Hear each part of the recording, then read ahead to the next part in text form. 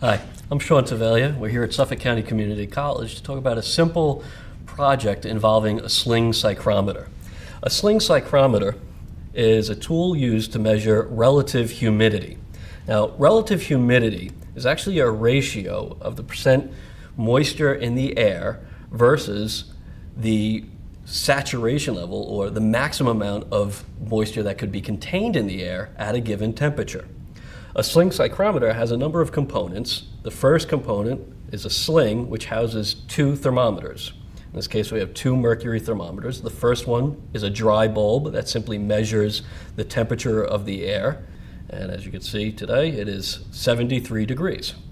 And then we have a wet bulb. The wet bulb always has a cloth at the end and will be slightly moistened. And then we have the sling that they are attached to that allows us to spin the Sling Psychrometer.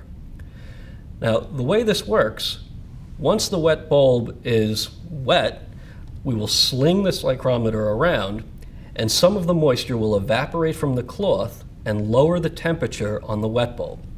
And then all we need to do is measure the change in temperature on the wet bulb and locate that difference in temperature from the wet bulb on a chart of relative humidity based on the temperature of the room, and we can easily determine the relative humidity on that day in that location.